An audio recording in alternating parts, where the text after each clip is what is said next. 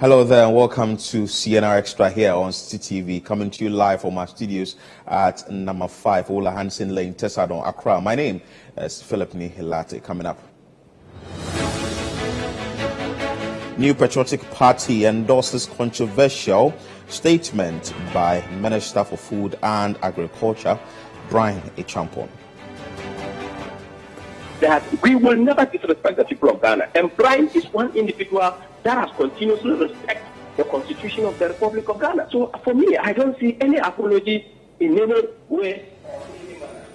As political parties prepare for Kumewu by-election, research fellow in the Institute of Democratic Governance, Professor Kwesi Jonah, called for bipartisan approach in dealing with potential security threats.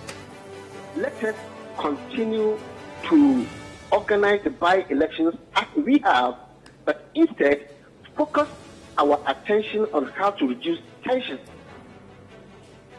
And later, residents of Dodome Hawiasu forced to travel for 2 kilometers in search of water.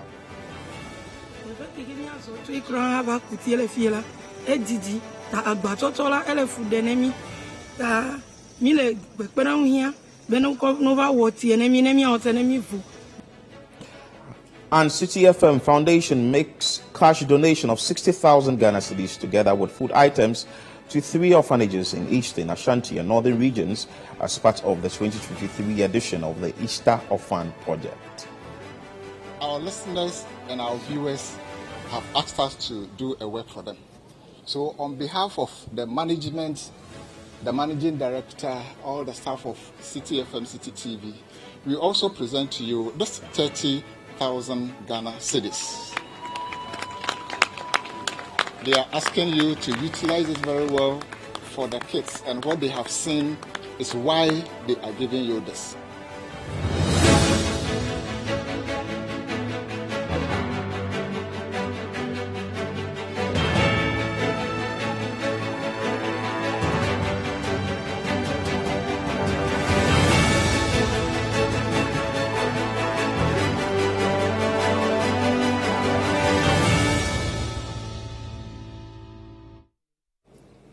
Once again, welcome to CNR Extra, which is live on CCTV. You can join us with your thoughts, submissions, and comments via WhatsApp line 0204-447-033. We are streaming live on YouTube, and you can join us there on CityTube. Hansen Ajiman, you are welcome to the show. Good the to be here. The holiday is finished. Well, it's finished, and we are here. But you were here yesterday. Yes, I mean, it's good to always work during the weekend. Serious work. Let's bring you the very first story, and that has to do with the national, or the New Patriotic Party, rather, and that the party has endorsed the controversial statement by the Minister of Food and Agriculture, Brian Achampong. The New Patriotic Party, the NPP, has endorsed comments by the Abetifi Member of Parliament, Brian Achampong, about holding on to power. The comments that have been described as treasonable by the minority suggest that the NPP has resolved not to hand over power to the NDC after the 2024 general elections. The NPP, in a statement, however, insists that the Agric Minister's comments are being interpreted negatively. There's more in the following news desk report.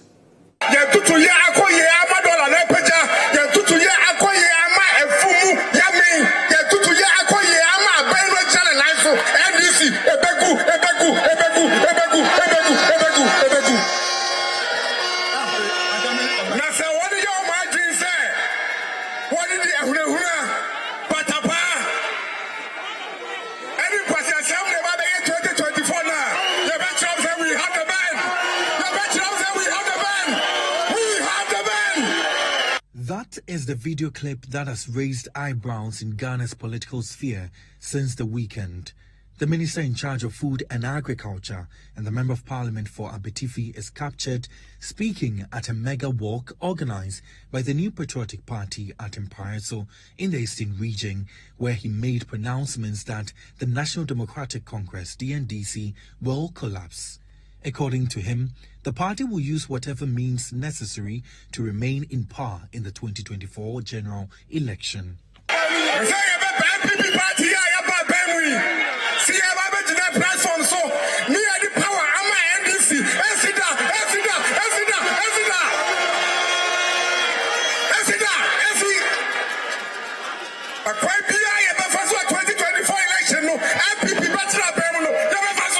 The backlash that followed Brian Achampon's comments have been unparalleled. The National Democratic Congress has described the comments as treasonable and is calling for his arrest and subsequent prosecution in a statement signed by its General Secretary. The NDC condemns this utterly reckless and treasonable comment in no uncertain terms. We note that Brian Achampon is the latest of high-ranking officials of the NPP to make such brazen statement that reveals the party's deep-seated determination to subvert Ghana's democratic order. These comments truly demonstrate a parting, well-rehearsed strategy of the New Patriotic Party going into the 2024 presidential and parliamentary elections. We urge the Ghana Police Service to act with dispatch in this matter. We recall the alacrity with which it recently apprehended and charged the Swami constituency youth organizer of the NDC for expressing views that were deemed to be insightful. No one is in any doubt that the statement of Brian Achampon is even more incendiary and subversive. We therefore expect the same level of speedy action from the Ghana Police Service in arresting Brian Achampon and bringing him to book. It's not only the NDC that is alarmed by Mr. Achampon's comments. A leading member of the New Patriotic Party, Dr. Nyaho Tamaklo, has also expressed worry in a post on social media. However, with all the backlash, the New Patriotic Party, on whose ticket Brian Achampon serves as Member of Parliament, stands by the comments of their member. The party has been explaining its stance. We in the New Patriotic Party see this statement that is issued by the NDC as an ill-founded attack on Brian Achampon, since these people have already had several other statements that they wish to have made against Brian Achampon.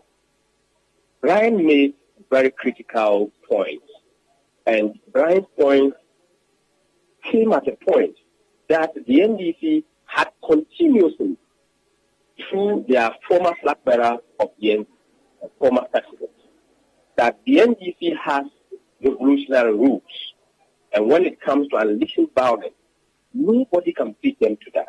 The General Secretary had told all of us, the people of Ghana, that even if it will take lives, if it will take the life of citizens of Ghana, they will take lives before they come back to power. We were also here, the Swami youth organizer also made a statement, very stupid statement. We will not sit down for people who claim that it must be a do or die affair. It must be the claiming of lives of people. It must be killing of people before they come to power. According to the NPP, Brian's comments are not unfounded and will not allow under fire Achampon to render any form of apology. People are playing on the emotions of the people of Ghana, throwing out sentiments to the civil society, and many people are twisting what Brian has said. And that is why the discerning civil society is making this point. For us, we believe that we will never disrespect the people of Ghana. And Brian is one individual that has continuously respected the Constitution of the Republic of Ghana. So for me, I don't see any apology in any way or any manner, because he who comes to equity must come with clean hands. And the NDC is not clean enough to tell us that what Brian has said will be interpreted in their own room. What Brian has said is blueprint, and this is what is known. And this is the fear they have, because they are thinking to believe now that the violence they're trying to unleash on the people of Ghana through violence in politics against the New Patriotic Party, the New Patriotic Party is standing up to the challenge to make sure that we also defend the people of Ghana and the people of the NPP, to make sure democracy will reign and peace will be the result of the 2025. Interesting days ahead, and one will argue that proper campaigning hasn't commenced, and we have statement from the NPP side, statement from the NDC side, deemed as insightful statement, and getting supporters to understand what is going to happen. Like, the tension is mounting ahead of the 2024 elections, but it looks like the NPP says that Brian hasn't done anything. Looking at what former President John Dramani Mahama may have said on some platforms and all that. And also the NDC is saying that this issue is a very big one and that the Ghana Police Service must act immediately, looking at what they did to the Swame youth organizer, the Swame constituency youth organizer. I think that my worry is the youth that may be used for this things that they are saying. And again, placing some sort of tension in the country ahead of the 2024 elections. It's not healthy. Reason we all have to be frank to the NPP and call out Brian Champon and indicate to the NPP that this is not a comment that you should be endorsing. Even if, I mean, your silence on it, it's way better than outrightly endorsing this. And let's unpack this. What is the NPP saying? They're saying that persons within the NDC have indicated that they will do whatever it takes to win the election. And even if it means engaging in some violence, allegedly. And so for that reason, Brian Champon has not done anything wrong if he says they are also going to meet them boot for boot. I mean, what happens to the conversation of don't take the law into your own hands? I mean, this is a government that has passed the vigilante law to stop all forms of internal securities of the parties who are used in fomenting trouble. Now, this party who has passed the vigilante law is telling us that because another party is saying that they are going to engage in violence, allegedly, it is right to also say that then we will also engage you. Then what happened to the state institution, to the police, to the military, to the immigration, who will all be deployed on the day of election as election security task force? What then becomes of them? I mean, if you are concerned about the comments that have been made by high-ranking members within the NDC, Philip, are you telling me that there's no other way of putting this? Can't Brian Champon couldn't have said, we call the Ghana Police Service to do their job and to make sure that persons within the NDC who seek to foment trouble for the purpose of election are dealt with? is asking that Brian Champon should be invited by the Ghana Police Service. But sometimes I also think that when you mount the podium, you're looking at the crowd, you are tempted to maybe say things that is going to ginger the crowd and all that. So I think that, and other people are also arguing that Brian has been quoted out of context, and that wasn't what's the entire statement. There's no out of context here. The context is very simple. That we in the NPP, as Brian Champon put it, that in the NPP would not allow the NDC to use violence to win the 2024 election. And they will show them that they also have the men. What out of context again is here? There's no out of context. His point is clear. If you are deciding to bring violence, we also meet you with violence. That is his point. The NPP is justifying it because they are saying the NDC is saying they are going to do violence. So that is why we are justifying this comment. But I'm saying that that is not the way to go. And looking at the people involved, I mean, Brian Champon recently he appointed and approved by Parliament as Minister of Food and Agriculture. There's a lot more that they have to do. I mean, go through our election, just the 2020 election. Go to Techiman South. Go and look at the parents whose ward's leg had to cut off. Go and look at the parents whose son, who was a breadwinner for the family, was killed. Central. And Ablikuma Central, or Dododio. All these people have lost family members. And you see, sometimes we just count them as numbers, but they are not just numbers. These are individuals whose life have been cut short. These are families whose entire structure have been disoriented because of the activities of politicians. But as we're having this conversation and going to 2024 election, the root cause of electoral violence ought to be looked at and how we can address it. I mean, some analysts and scholars within the space have done a good work in identifying what the problems are. The winner takes all system. Everybody is going to an election, and there are a lot of people whose progress one way or the other hinges on which party is in power.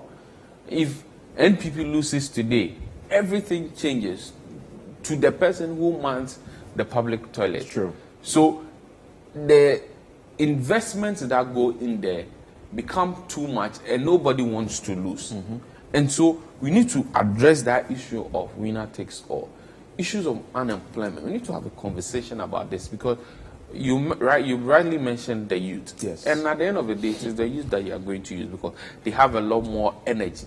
And for most of these young people, they do not have meaningful jobs. And so they are tempted to go with their parties, and then they will take some small amount of money to foment trouble.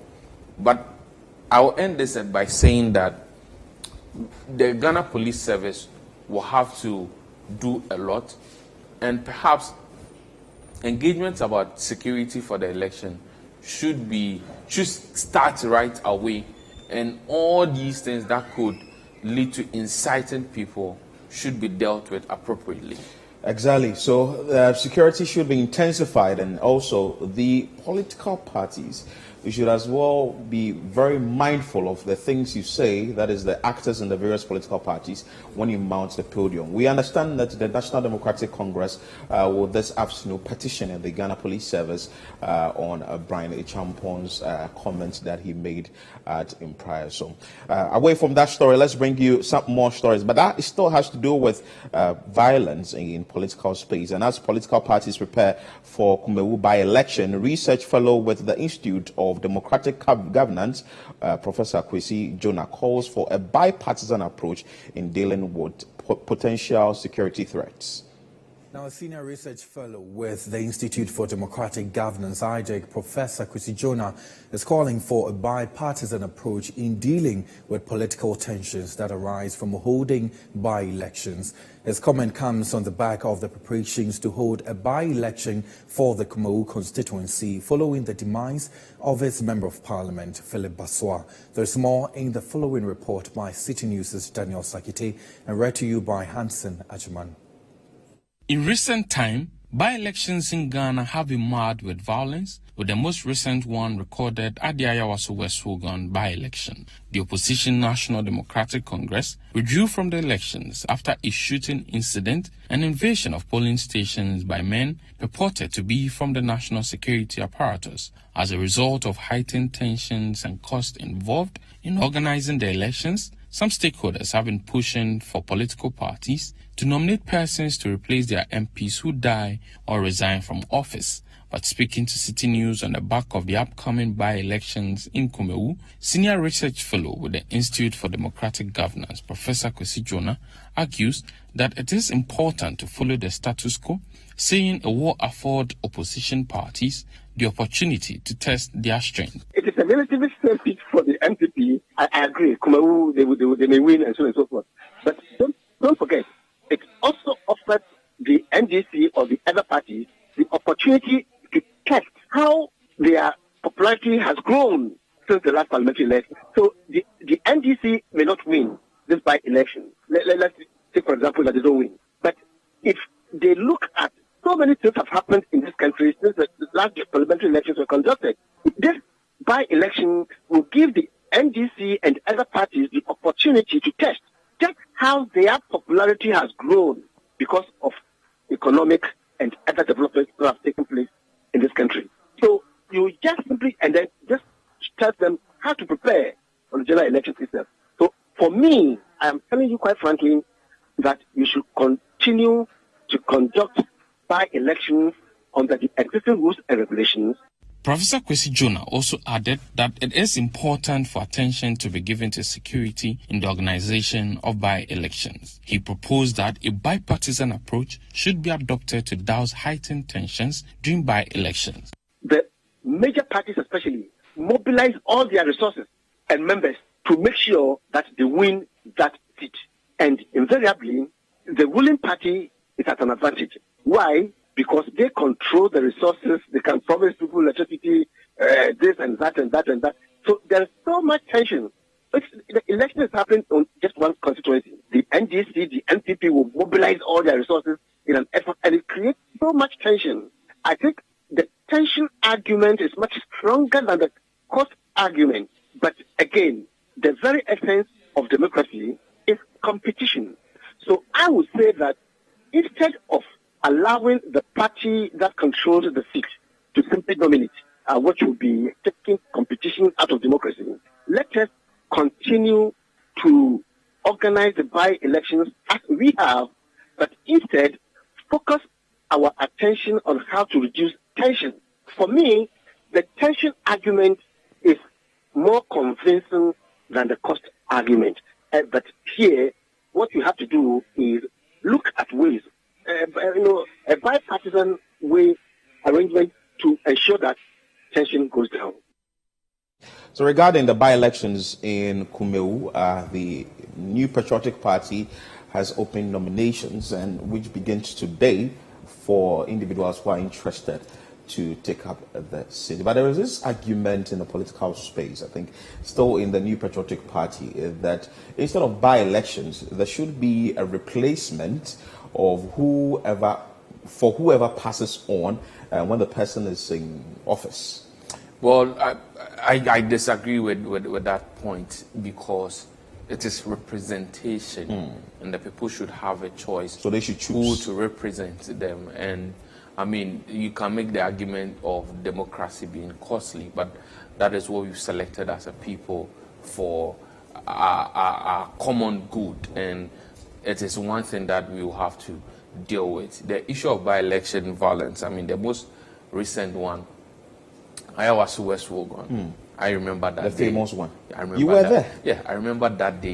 You went to hide in the school, Charlie, in the classroom. it wasn't. And you were taking videos. You see, so that day, just moments before the violence, we had gone to speak to the NPP polling agent and the NDC polling agent at Baulishe. And then they were complaining as usual about how fair the process has been. So these men come around walking about, didn't know who they were, saw them drag some people out, beating them, and then we were just having an interview with them, and then I heard gunshots. Wow. So I had to run. And Caleb used that video on Backpage. So I had to run to safety. But the point I'm making is that everybody at that point in time, whether NPP, NDC, had to run to a safe place. And when we came back, the NDC guy had got some bruises to the chin. Wow. And then so I went to him and said, when the people came, did they first ask if you were NPP? Did they try isolating the NPP guys around from the NDC before they unleashed their violence? He said no.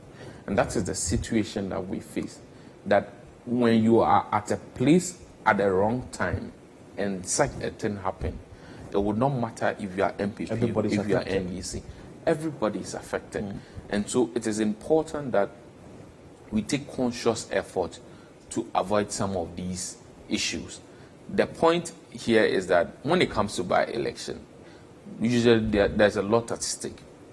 Now, the economy generally is not doing well. The NDC is hoping to win the 2024 election. It will want to make a statement to the NPP and say that even in this by-election, the people rejected you, and they rejected you because the economy is not doing well, things are not doing well, and it's an indication that we are going to win the 2024 election. The NPP will also be looking to make a point that despite the challenges we are facing, the people still have faith in us and hoping not to just win, but win with a certain margin, since this seat is in the Ashanti region. So, of course, interest will be high. Of course, various actors will be interested.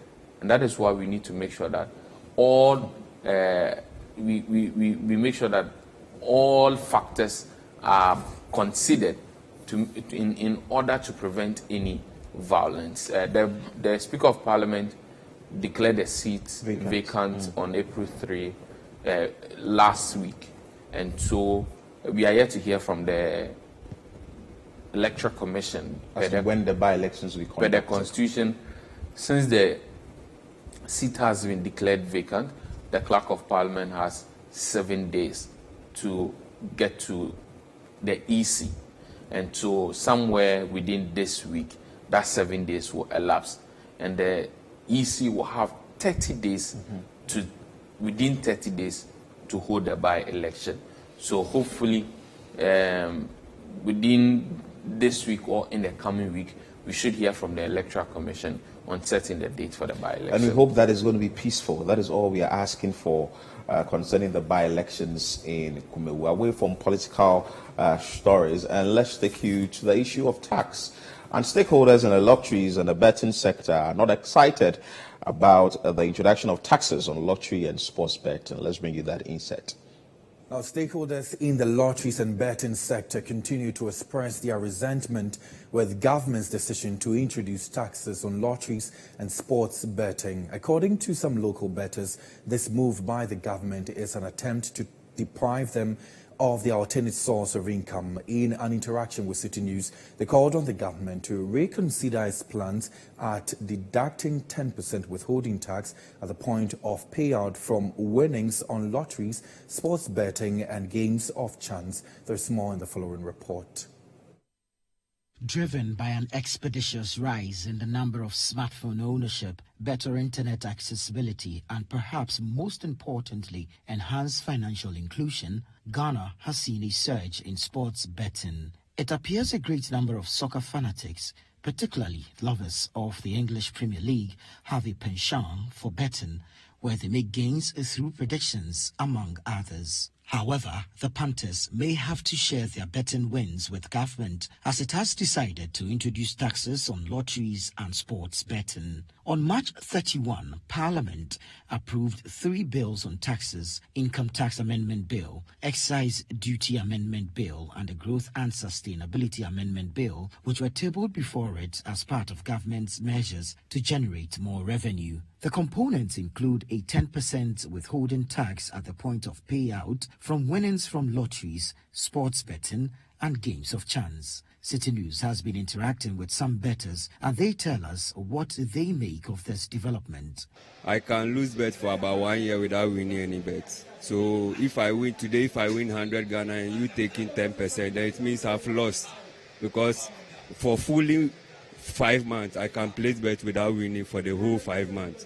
So let's say today I placed 5 CD and I won 100 Ghana. You are telling me you are taking 10% of the 100 Ghana. Then it means for the past 5 months that I've been staking bets, I'm still losing. I've not gained anything from what I'm doing. So I don't agree with that. If today I win 100 Ghana and you take 10%, that's, let's say, 10 CD. Then it means for the past 1 year again, if I don't win, then the day I win, I'll lose again. Because this is why every day I want to win.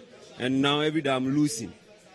So if you take that percentage from what I've won today, then it means always you let me calm down. I won't gain what I've lost for the past years. Honestly, it's not fair.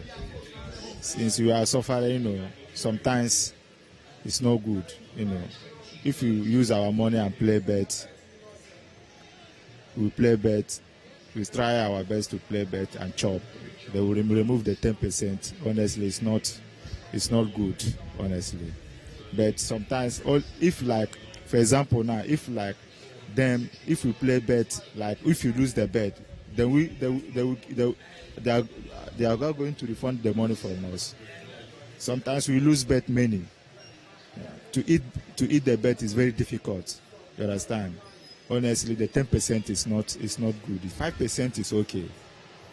It's okay. Maybe if you play bet, you chop 10 million, they minus 50 Ghana. It's normal. But to come out 10%, 1 million Ghana cedis, it's not good. Everything's hard because it's not easy to win this game. It's not easy at all. So I can feel bet maybe 2,000, 3,000, maybe before a week, you don't get anything inside. No profit. Maybe you can feel bet 5 CD. You can win maybe 1.5. So 1.5, how much you give government inside? There's nothing. So we are trying our best, but still, some of them we have to quit the game, but still we there on it. We cannot say it should stop because something that they reason it and conclude it before they bring it out. So maybe they'll reduce the price for us so that maybe if anybody win, can pay it. A tax analyst, Francis Timoriboy, has indicated that government can leverage on the booming lottery sector in the country to rake in more revenue. However, he believes that 10% is relatively exorbitant. I see the 20% on the net income that is being proposed in the bill as also a little high because under the new bill, we are saying that your gross revenue, which is the stake minus the total payment that you've made to the winnings, the net amount, you pay 20%, meaning that we're not considering other expenses like salaries and other operational expenses in determining the tax base of the operators. So I feel that we could have made it like all other companies where the tax is determined based on the chargeable income of the person after you are supposed to take into consideration all other expenses. But I think that the lottery business is growing, is booming. It's estimated that in 2016, the total global revenue from the betting alone was around $70 billion. Now, in 2022, it's estimated to be $93 billion. So clearly, the industry is growing. And if you look at even the local Premier League, we've had some betting companies sponsoring it. And in the English Premier League too, you see other serious advertisement going on. So it's an industry that I feel that the government is supposed to tax it and also to widen the tax base. Because if people could make a fortune out of staking lottery, then clearly it's an income that they also have to contribute their share to the building of the economy. So I think that the taxes is in the right direction. The only issue is that we should have, again, consulted a little bit and see how we could have reflected the old law in the new law that we've built. 10% I think is high, especially if you are not going to consider my losses. The taxation could be tightened to improve revenue generation for the country, while a lot still needs to be done to curb gambling malpractices such as underage betting and addiction. So the stakeholders in the lottery sector and the betting sector are not excited about this initiative, that is a 10% withholding tax at the point of payout deduction, that is withholding tax at the point of payout deduction from winnings from lottery, sports betting, and game of chance. When you go to these betting centers, you'd find them sitting there. Some of them can stay there for like a week. And the argument here is, I do the betting, I invest, say, 2,000 Ghana cedis or 100 Ghana cedis, and within the space of 6 months to 8 months, I'm unable to get any money for myself. And the moment I get money and I'm supposed to cash out, then there is 10% deduction or taxation of this. This is not fair. 10% yesterday. It's like you're paying tax. Somebody was passing a comment as though the government is taking a tithe. But you see, and as you've rightly outlined, the betting industry is growing, and there have been some works done by some. It's really growing. It's growing, yes. And a lot of Ghanaians are engaging in betting and lottery activities. And sometimes, aside revenue, tax is used. There are certain incentives for which tax is instituted. Now, in some cases, taxes are imposed to act as a check on addiction and to act as a discouraging factor.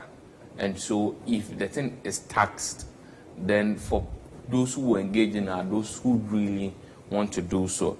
I mean, betting is one of the things that we are yet to be clear to ourselves on as a society, whether is a moral wrong thing or is an opportunity that we should allow the young to explore. I seem not to be getting the direction of the government when it comes to this particular tax, because 10%, as the tax analyst noted, it's on the high side. It's on the high side. And so if our aim was to actually get revenue out of it, this 10% may in effect even discourage the patronage of the bets, and then we are in turn hurting the the betting companies because the patronage may reduce as a result of the 10%. And unemployment is very high, so these bettors try to find source of income at these betting centers. But the 10%, as has been indicated, is on a very high side. Government may have to consider one or two things about this. You are still watching CNR Extra here on CTTV, still to come. Residents of Dodome Ariasu forced to travel for 2 kilometers in search of water. Stay with us, we'll be back with more stories.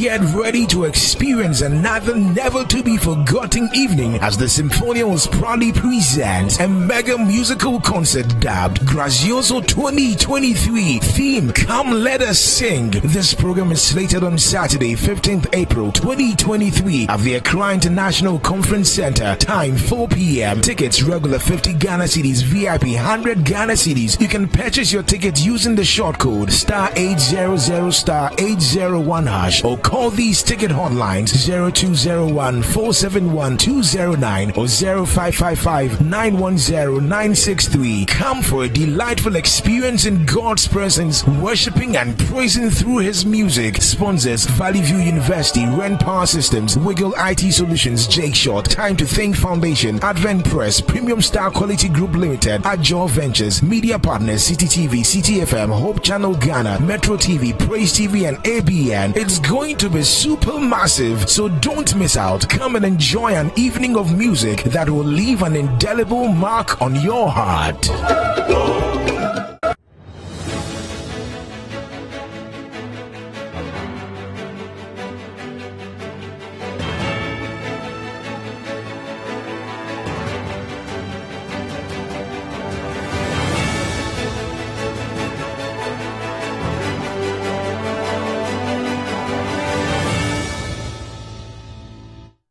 You're welcome back. This is CNR Extra on CTTV. You can join us with your thoughts, submissions, and comments via WhatsApp line 0204447033.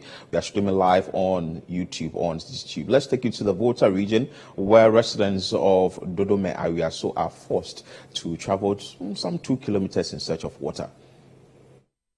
Now, for pregnant and nursing mothers in most rural parts of Ghana, the lack of potable water and other social amenities make the experience of motherhood an extremely Herculean task. City News' Desmond Salaki Agor visited Dodome Ariasu and reports of a struggle for potable water.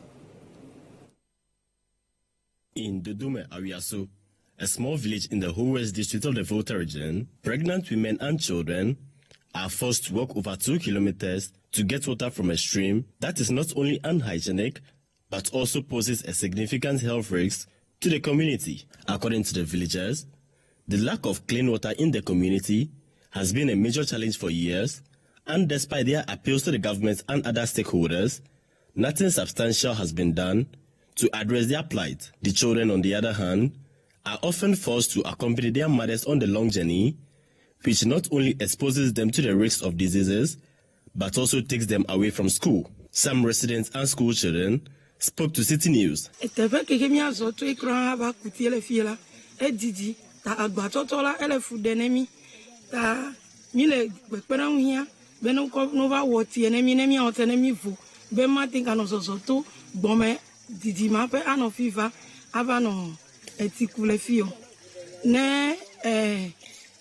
Time darling, amo odo vovomi be amewula odo gbedi tamia be ti kukule fiela eno vovodi donemi tanem fufu abele ke mi fufu ike va fie abeba kutiola keti ano etinya wano fudenemi la peume mate ya azatio tale be mi no fufu me abenemi vanemi va kutile efie neti ku wedo sigbela eya kromi ka pe na fu The petit e ya titi e you make kaka ya pia vala pod e de aku nenya be me foka ba ke va fiu makwaku ta de fi obe sukunya ole fu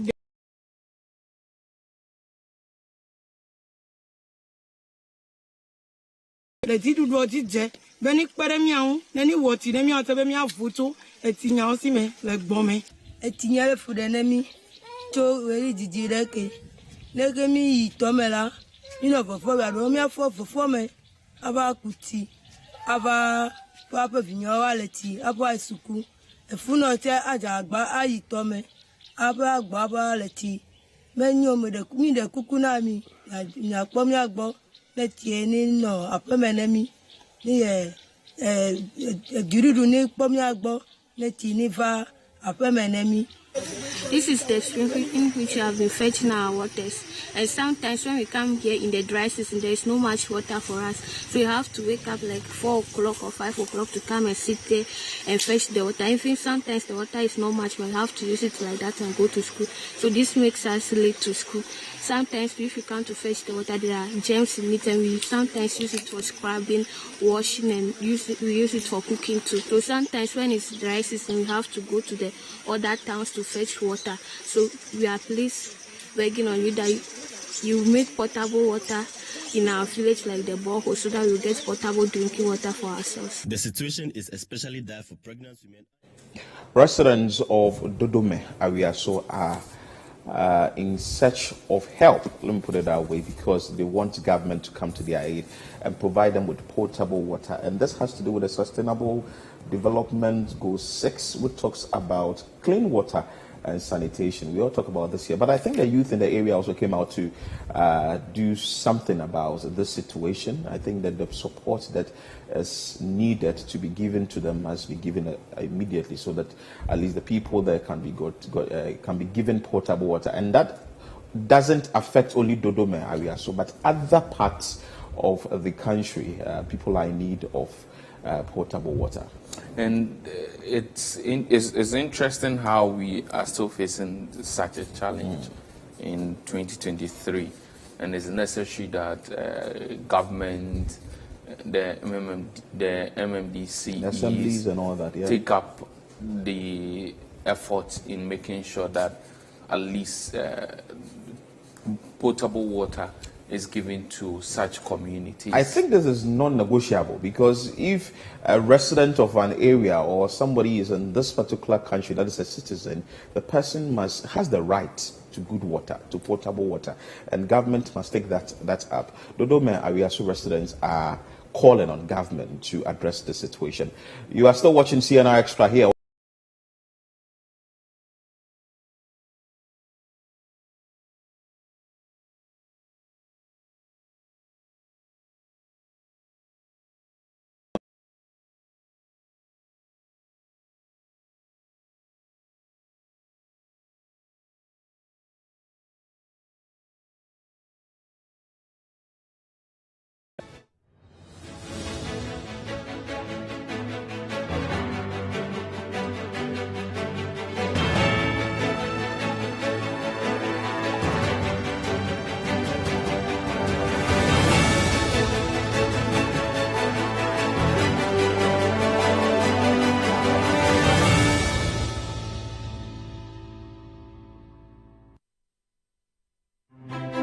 Imagine if you can get all the understanding on some of the difficult subjects you struggle with in school. As a student, do you feel dissatisfied with how hard it is to figure out the subject you're learning? Or as a parent or guardian, do you worry that your child is struggling to understand some of the subjects in school? Well, now you don't need to sign up for extra lessons or tutors. Simply tune in to Class Act, Mondays to Thursdays.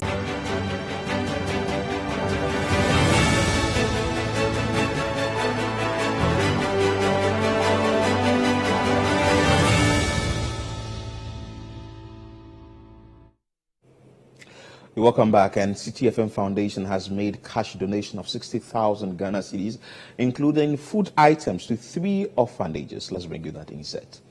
CTFM Foundation, as part of its annual Easter Orphan Project, has made cash donations amounting to 60,000 Ghana cedis to 3 orphanages in the Eastern, Ashanti and Northern regions.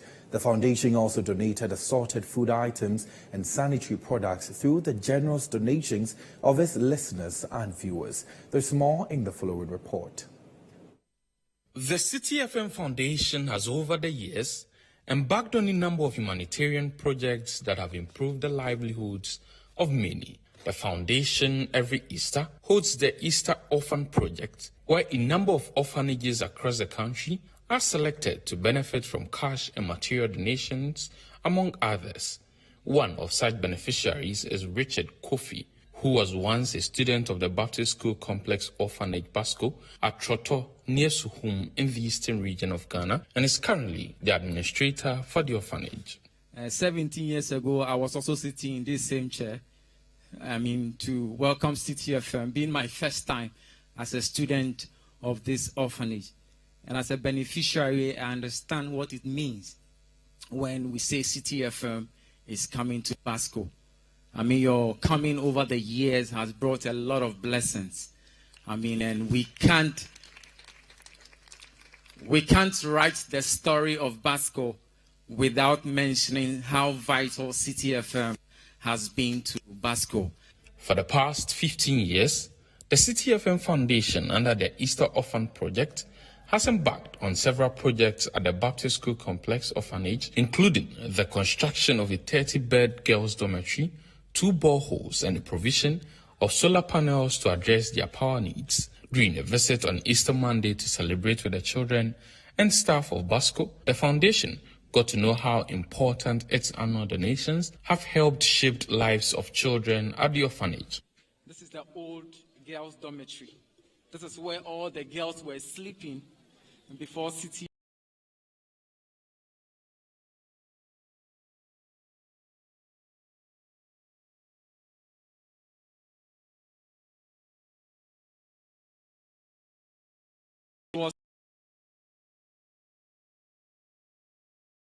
Caretakers staying close to the girls and to be able to monitor them and take good care of them. So the place is such a great blessing. So they only get up from their rooms, enter their washroom, bath without fetching any bucket of water again, and then they are good to go. It really makes things so easy for us.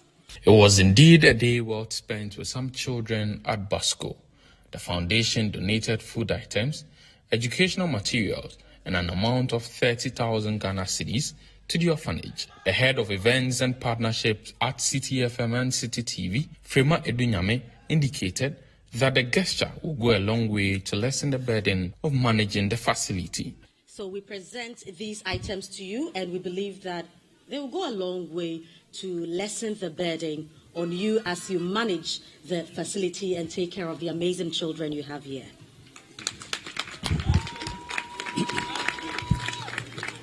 Thank you, CTFM and City TV, and all your listeners and viewers. This year, being the 17th year, whereby you pass through this unconstructed road and came here to donate to this school and to see that the school match with other schools in the country. We can say now we have all these people helping, doing very well in the society, that they are not going to be liability to the society, but they are going to also help and give their best to society. CTFM, I always say that your coming here has opened the place. And even when you are not here, people come here in your name. And that alone is a blessing unto this facility. The director of the Baptist School Complex Orphanage, Reverend Victor Ofori Amwa, however, pledged to use the donated items judiciously. Our listeners and our viewers have asked us to do a work for them. So on behalf of the management the managing director, all the staff of City FM, City TV, we also present to you this 30,000 Ghana cedis. They are asking you to utilize it very well for the kids, and what they have seen is why they are giving you this. Thank you very much. Thank you very much. And I say, God richly bless you. We will use it judiciously to help these kids, and it will be better. God richly bless you. The children at the orphanage after the donation were treated to good music, food, and other goodies to make the Easter celebration an unforgettable one for them.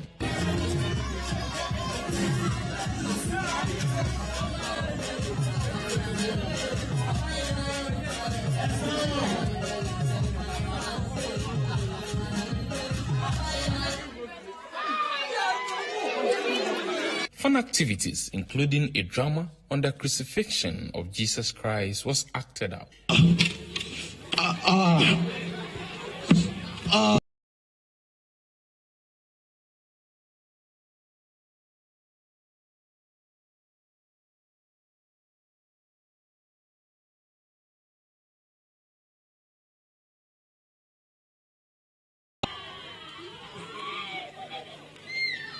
In the Ashanti region, the team donated 20,000 Ghana cedis to the King Jesus Charity Home at Bwedi. The children were also treated to good entertainment by staff of City FM and City TV.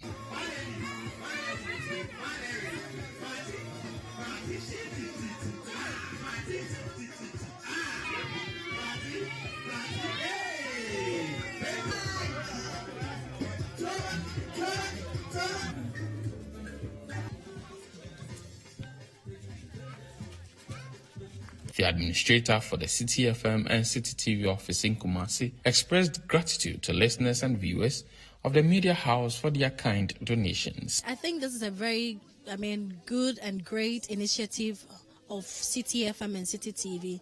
For me, I'm excited, coming around to see the kids happy. We are dancing, we are eating here and there. It takes a lot of effort to put together something like this. And what really, really excites me is we are not just doing it in Kumasi. We are doing it across board. So on behalf of City FM and City TV, we would like to say a very big thank you to all our donors, our sponsors, our listeners. Without you, we can't put up such a great initiative. We thank you, and we hope that next year, this time, we'll do it even bigger and much, much better. The director of the King Jesus Charity Home was excited about the donation, appealed for more support from benevolent organizations. I'm very happy for your donation. We have received a lot of things, items like rice, oil, tea roll, soap, books, things that I cannot mention. You can see it from here. Yes, it's a lot of things, and we are very, very happy for that. It's going to help us because at this moment of time, it's very hard for people to attend with this such of donation. So as the City TV and FM are doing, you are doing a very good job. Meanwhile, in the northern region, the Tamale Children's Home received 10,000 Ghana cedis from the City FM Foundation. On behalf of City FM Foundation, our listeners, our viewers,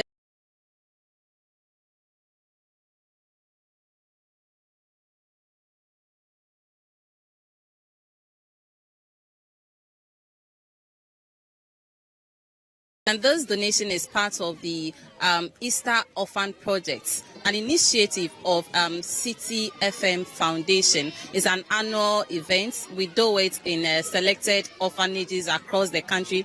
This is the first time we are doing it in the northern region.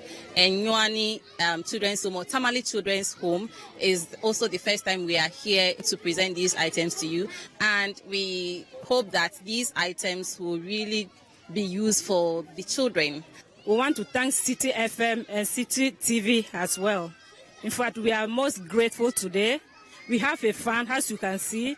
We are so happy. This is our first time of seeing a greater happiness like this, though they come every year to celebrate with us, but not like this. So we are so happy, and we say, may God bless City FM and City TV. May God bless you and lift their works higher and higher, so that the project people have started, may it increase and go the whole wide world. Thank you so much. We are so grateful this morning. God bless you all. And please, let me also add this. I think they are giving us a cash of 10,000, but will be much higher.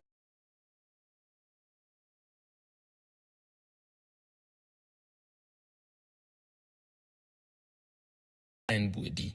A party was held for the children, and assorted food items, soaps, books, and other items were also donated. The children participated in activities such as dancing competition and musical chairs. The children in Tamale, who were grateful for the gesture, couldn't hide their joy. God bless you, amen, and give you long life, prosperity, and good health, amen. Amen. Okay, what do you have to say to City TV and City FM and our viewers and listeners? God bless you, amen, and give you long life, prosperity, and give you, amen. The Eastern Orphan Project is made possible every year due to the kind donations from viewers and listeners of City FM and City TV. Of course, we couldn't have done this without your help, the listeners and the viewers. We are much grateful for supporting us to at least put smiles on the faces of these orphans. And also the administrator of Ashanti region, Joyce, or said, Rob, you do all. I like her. Charlie, I think it was a good one yesterday. I mean, from the scenes, you can tell that the kids were genuinely happy. I mean, even the staff members were fulfilled, and, you know, there's some fulfillment in giving, and we can only thank our sponsors and our viewers and listeners for always helping us to reach out to these. They're always at our beck and call. As soon as we reach out to them, they support us so that we can put smiles on the faces of the orphans. Anyway, this is how we end today's edition of CNR Extra here on City TV. My name is Philip Nilata. I did this with Hansen Ajiman. Many thanks for your time, and keep watching City TV.